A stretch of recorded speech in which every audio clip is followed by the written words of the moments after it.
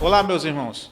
Sejam muito bem-vindos. Estamos no podcast Entre Colunas, o nosso espaço de diálogo, de sabedoria e de construção coletiva. Hoje, o nosso primeiro episódio terá a honra de entrevistar o grão-mestre do Grande Oriente do Estado de Mato Grosso e presidente da Confederação Maçônica do Brasil, Josué Paulo de Fernandes. Nosso entrevistado tem 32 anos, 4 meses e 4 dias de iniciado na maçonaria. Ele foi venerável mestre da Benemérita Augusta e respeitável e centenária loja simbólica Acácia Cuiabana, número 1 do Oriente de Cuiabá, grande secretário de Relações Interiores, grande secretário de Administração, grão-mestre adjunto e, atualmente, o nosso grão-mestre do Grande Oriente do Estado de Mato Grosso. Tudo bem, Josué? Tudo bem, Antônio? Estamos aqui para fazer a nossa grande entrevista com você. Uma virada de chave na nossa potência. Com certeza. E rumo à comunicação digital, né? Exato. Muito obrigado por você estar aqui conosco para conversar sobre história, sobre maçonaria, sobre a sua própria história, sobre o nosso Grande Oriente do Estado de Mato Grosso e sobre a Confederação Maçônica do Brasil. E eu já vou logo de bate-pronto fazer uma pergunta para ti. Conta um pouco para nós dessa tua trajetória, né? Até chegar ao grão-mestrado. Quais foram os momentos mais marcantes da tua vida maçônica? Antônio, gostaria de deixar registrado preliminarmente, Claro. que é uma satisfação e uma alegria pessoal muito grande contribuir abrindo essa nova frente de trabalho para o Grande Oriente do Estado de Mato Grosso, que é o nosso ingresso na comunicação digital. Algo que impensável quando eu entrei e adentrei o templo da Acácia Cuiabana em 1993, em abril daquele ano, exatamente no dia 17. Eu não poderia imaginar que teria uma trajetória como esta. Sobretudo de muito aprendizado no relacionamento com os irmãos, né? E com o conhecimento da linguagem dos símbolos. Isso permitiram-me tornar uma pessoa mais agradável, mais simpática, um melhor pai de família, né? Isso a maçonaria nos oferece de forma gratuita e generosa. Basta que aproveitemos, né?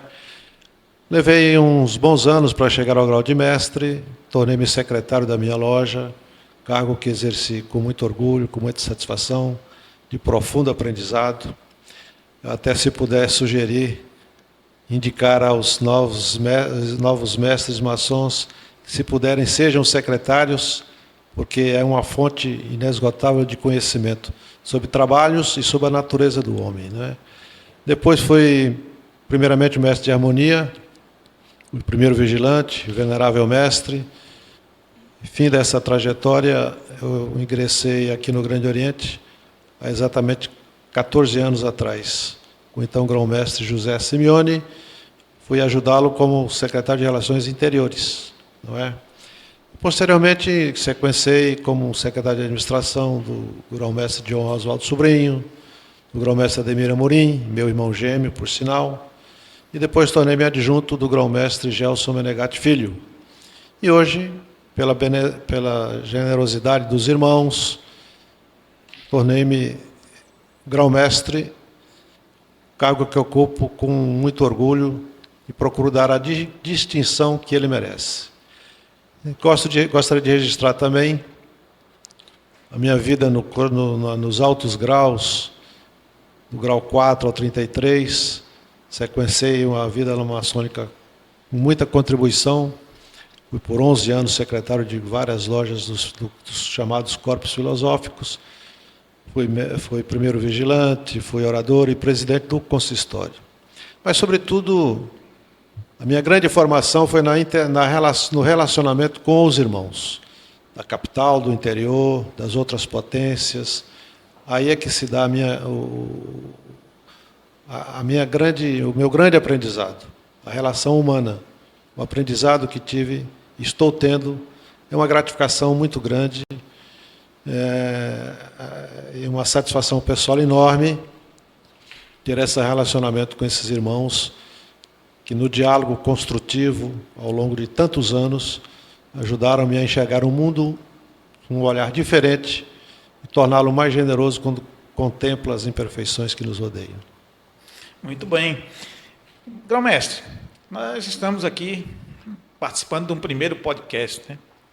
como o grão-mestre falou, uma virada de chave, né, na nossa obediência, na nossa potência, né, para fazer com que o Grande Oriente esteja mais próximo daquele irmão que está no último rincão do estado de Mato Grosso.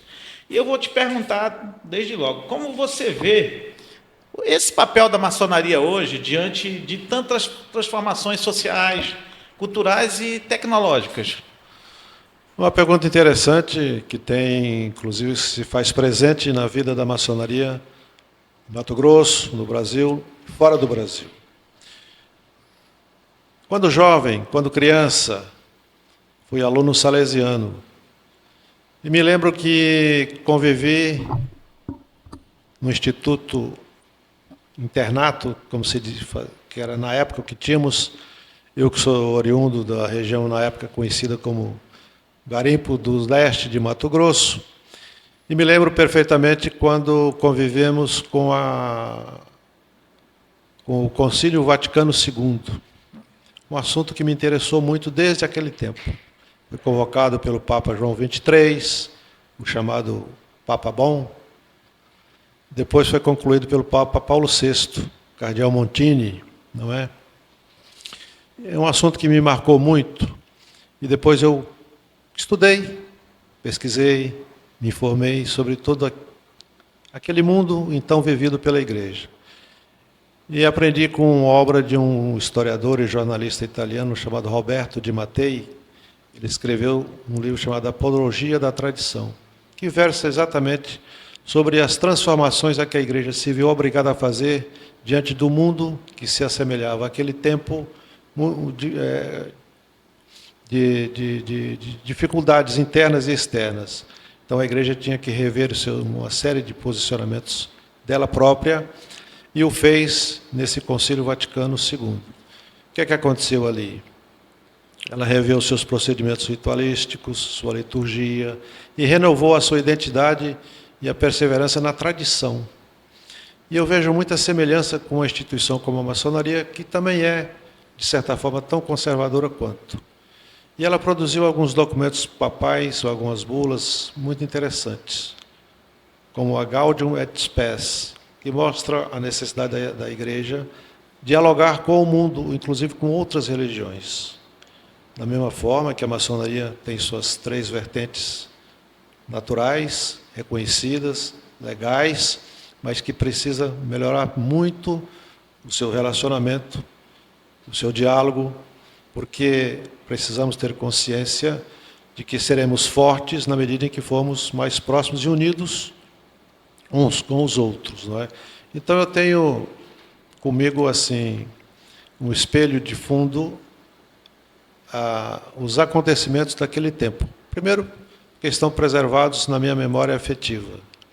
Eu era muito jovem, mas vi todo aquele reboliço, até porque eu era coroinha e auxiliava os sacerdotes nas missas em latim e vi a transformação para o português. Acompanhei tudo aquilo de forma... Eu achava muito fascinante tudo aquilo. Mal sabia eu que poderia me valer daqueles momentos nos dias de hoje. Ou seja, você pode voltar ao passado, não ser escravo dele, e aprender a construir um mundo diferente, né? Hoje nós temos desafios muito grandes, como questão digital, tecnológica, mas fundamentalmente eu creio que as dificuldades que enfrentamos permanecem no mistério que é o ser humano e no propósito verdadeiro que é ser maçom, o conhecimento do que é uma iniciação, um processo iniciático, aquela viagem que você aprende a fazer para dentro de si mesmo em busca do autoconhecimento. Não é nada de novo, porque desde tempos imemoriais, desde fontes primárias que nos alimentam, o homem sempre buscou conhecer-se a si mesmo. E vai continuar sendo assim por muito tempo. A matéria-prima da nossa ordem é o ser humano. O ser humano vai continuar complexo e misterioso por um longo tempo. Vai demorar muito para que tenhamos essa consciência verdadeiramente em que o bem comum sobrepuja todos os nossos interesses pessoais. Isso é uma coisa muito evidente e clara. Eu vejo isso, encaro isso como um desafio presente e vejo que um caminho é a gente não perder de vista o significado de ser alguém convidado a participar de uma associação que se devota ao processo iniciático, que é aquilo que eu disse antes, uma viagem para dentro de nós mesmos, em busca do melhor que nós temos. E trazermos isso à tona e torná-lo um bem coletivo. As questões que ocorreram ao longo de todos esses anos, entre nós, maçons, que levaram a rupturas institucionais e ainda hoje trazem dificuldades nos relacionamentos, estão muito presentes, mas eu acredito que se devem principalmente, nunca foram por razões doutrinárias. Nós é que temos dificuldade de trabalharmos aquilo que de menor existe dentro de nós. Nós chamamos de egos e vaidades. Esse é o grande desafio que nós temos e continuaremos a ter. Acho que tecnologia, a gente se adapta, como ao longo de 300 anos, a maçonaria se adaptou a tantas transformações. Nos assusta hoje a velocidade dessas transformações, mas a própria instituição traz em si resposta a esses desafios. Basta que nós nos dediquemos a buscar essas causas e enfrentá-las com o conhecimento de um ser iniciado. Nós somos privilegiados por recebermos o convite para fazermos parte da instituição chamada maçonaria. Aqui, de fato, deve transitar homens livres de bons costumes, devotados ao conhecimento de si e das coisas que nos cercam. Então, vejo com muito otimismo o nosso futuro, desde que não percamos a noção da nossa principal missão, que é a formação do homem. Muito bem. Tradição sempre e com evolução, né? Tradição, evolução, percepção da nossa verdadeira identidade. Exatamente. Grão-mestre, o Grande Oriente do Estado de Mato Grosso, a sua gestão, ele tem vários projetos em andamento, né? Um deles muito voltado para educação e cultura, né? Não só de maçonaria, mas também da história da maçonaria, da história do Estado de Mato Grosso, né?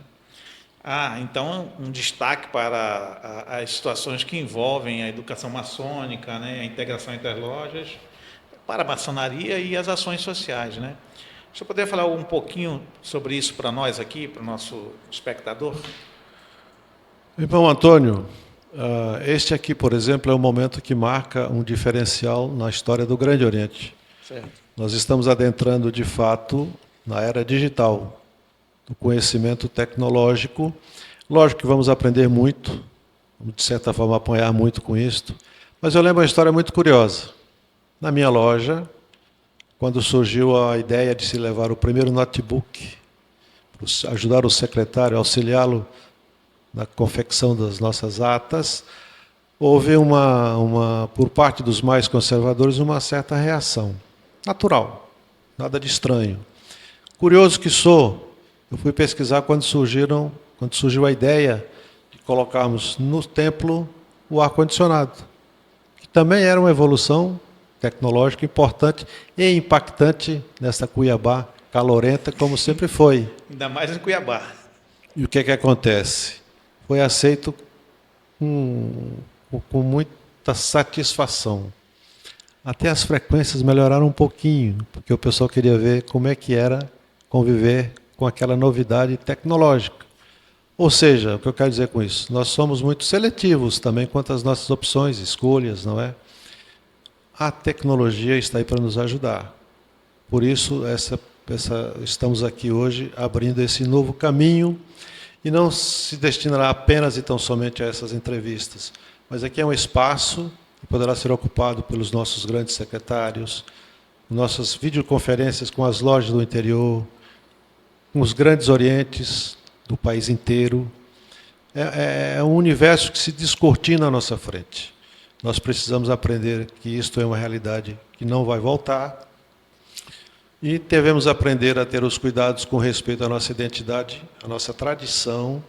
Isso a gente não perde se estivermos atentos aos verdadeiros ensinamentos e propósitos da maçonaria, não é?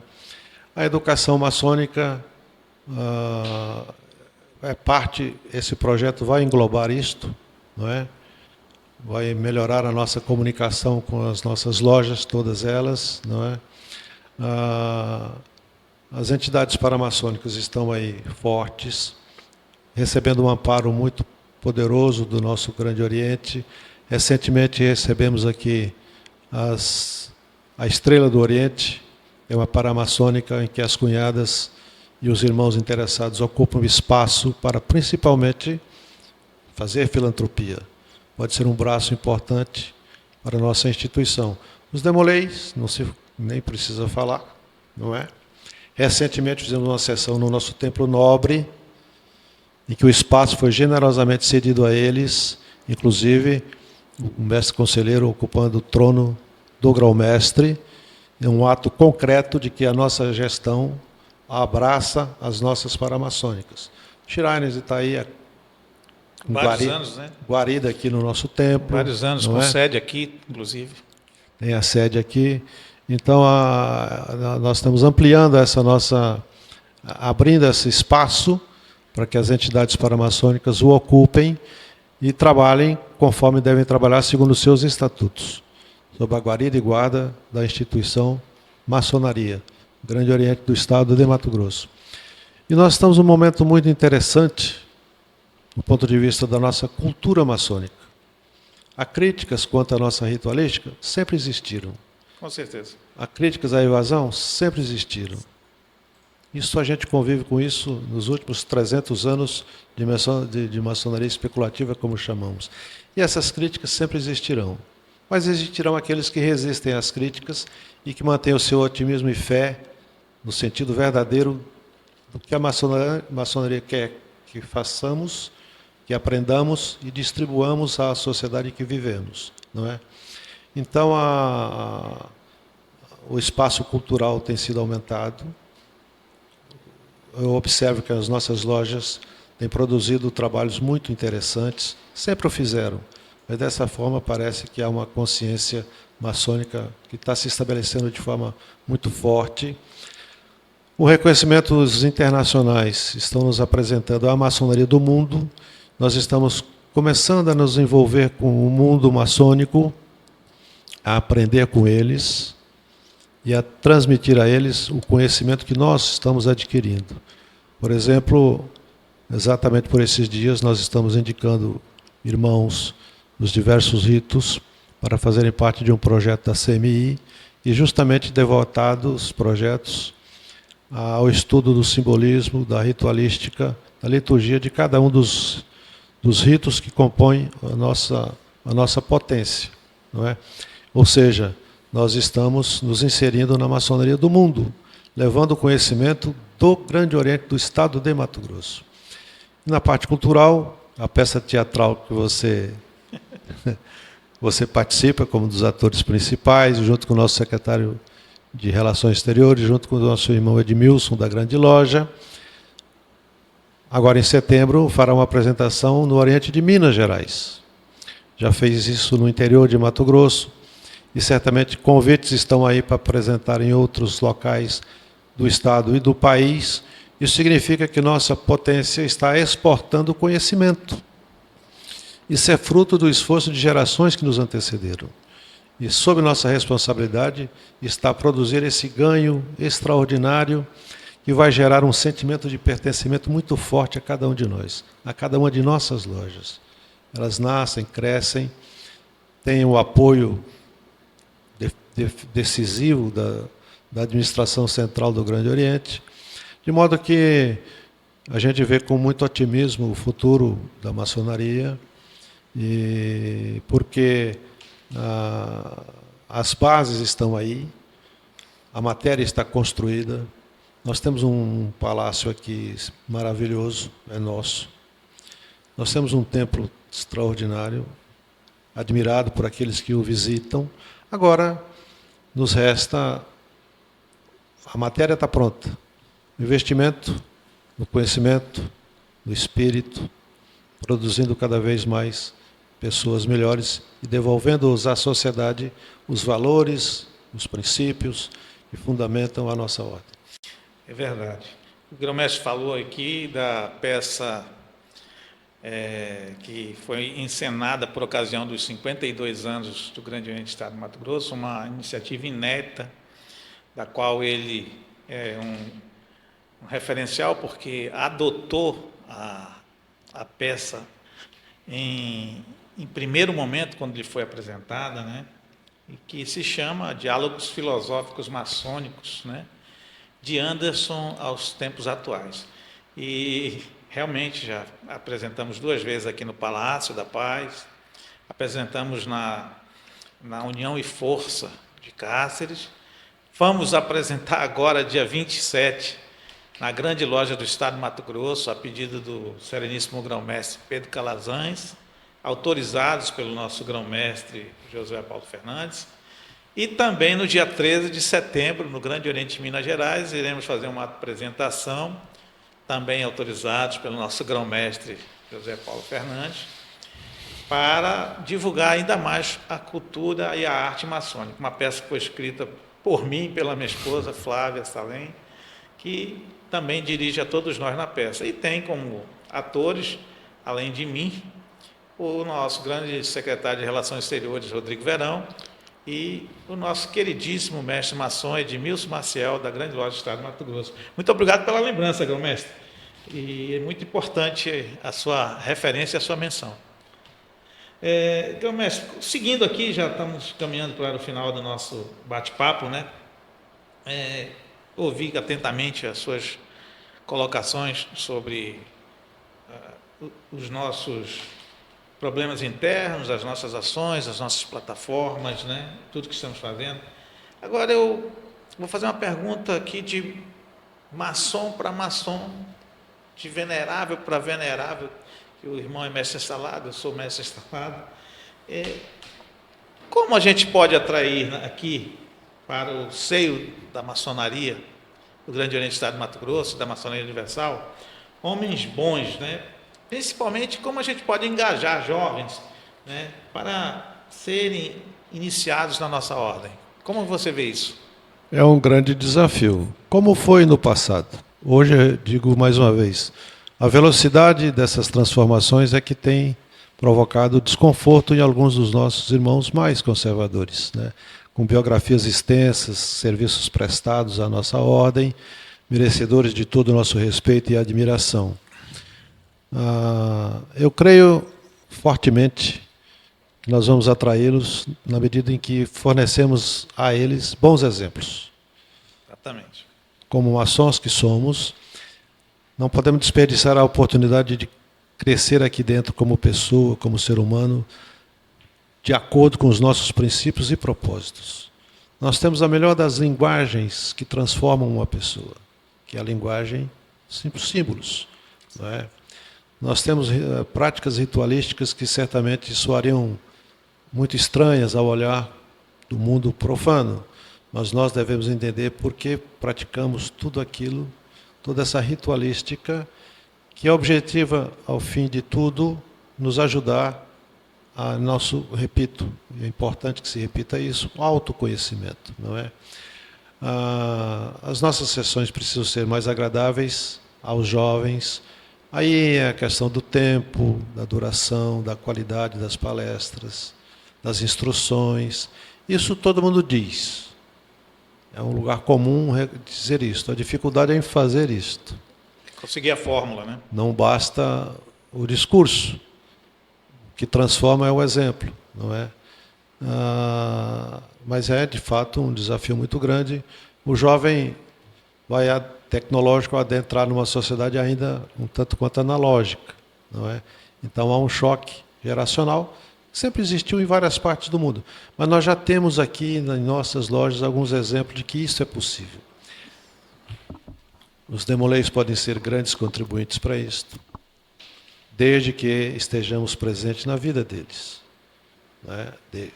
Presentes que eu digo, o maçom verdadeiramente que se encanta pelos propósitos da nossa ordem. O significado primordial de uma sociedade iniciática.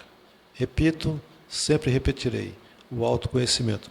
E nós descobriremos, sim, caminhos que facilitarão essa convivência. Mas, principalmente, o diálogo tem que existir, Como nas famílias, o pai precisa dialogar com seus filhos. Nós somos criados numa época em que o olhar do pai... Já era uma mensagem tenebrosa. Hoje sabemos que isso não é bem assim que funciona, né? O recurso que os pais tinham antigamente hoje não podem ser utilizados, não é? Então é necessário a construção desse diálogo e desses relacionamentos que possam ser bem produtivos para todo mundo. Nós temos que estar preparados para receber o maçom do século XXI. Ele já nasceu, está chegando. A geração milênio está aí. Exatamente. E isso vai demandar que nós também nos transformemos, aceitando essa diferença que chega e aprendendo a conviver com ela. Como os pais aprendem, nós maçons, em relação aos nossos jovens, também podemos aprender.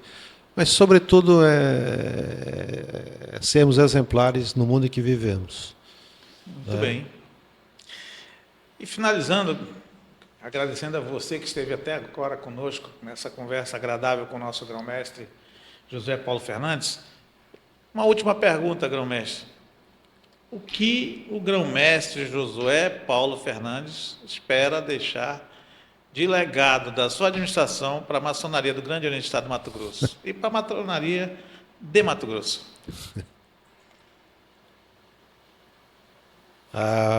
Difícil, né? Parece tão simples, né? Qual é a nossa verdadeira missão, né? Que legado você gostaria de deixar? Não é tão fácil nem tão simples, porque a gente está aqui já há alguns anos e a impressão é que fez pouco, que tem pouco a deixar. Ou seja, será que eu tenho feito as coisas de acordo com o que me foi oferecido? Eu tenho aprendido o suficiente para transmitir algo àqueles que virão depois de mim? Não é? Isso produz reflexões internas profundas, não é? Mas se for lembrado como alguém que exerceu no limite a tolerância, a paciência, a compreensão de que o diálogo é fundamental, alguém que compreende o pensamento diferente do seu e o respeita. Uma loja maçônica é um espaço de sociabilidade onde devem caber todas as diferenças, de credos e de crenças, de opiniões, de opções. E é na convivência com as diferenças que ela cresce, que a instituição cresce, não é? Se eu puder deixar de legado essa compreensão de que nós temos que aprender a conviver com quem pensa diferente de nós e a respeitá-lo, estarei satisfeito. Muito bom. É isso mesmo, o exemplo. O exemplo tem que ficar sempre. E, finalizando o nosso podcast agora, eu vou abrir a palavra ao nosso entrevistado para que ele dê as suas considerações finais e que possamos encerrar esse primeiro podcast. Olhando aqui para os irmãos. Exatamente, aqui nessa câmera. Eu sou o primeiro, mas qualquer um de vocês que estão nos assistindo poderão estar aqui no meu lugar. O olhar do Grande Oriente, através do seu grão-mestre, do grão-mestre adjunto, está sobre cada um de vocês, irmãos, que fortalecem a nossa instituição com o esforço pessoal de cada um. Não importa a loja, não importa o Oriente ou a cidade onde vocês estão. Vocês poderão ser os próximos a estarem aqui e será saudável que assim seja. Venham, tragam a experiência que vocês adquiriram, estão adquirindo. Que venham, meu irmão Antônio, os jovens, a nos ajudar a entender, e a entendê-los e compreendê-los, e assim sendo, tornando-os mais úteis, dedicados e necessários à preservação da nossa ordem, convivendo com a tecnologia, sem perder a sua identidade e o respeito à sua tradição. Muito obrigado, grão-mestre. Esse foi o primeiro episódio do nosso podcast Entre Colunas. Agradecemos imensamente ao grão-mestre Josué Paulo Fernandes por essa conversa que eu posso dizer que foi inspiradora a todos nós. Siga o Grande Oriente do Estado do Mato Grosso nas redes sociais, no YouTube, no Instagram, no Facebook. Lá você terá todas as notícias da nossa instituição maçônica e poderá também manter contato conosco. Lembre-se todos, meus irmãos, conhecimento que se compartilha é conhecimento que se edifica. Um abraço e até a próxima. Muito obrigado. Obrigado, Antônio.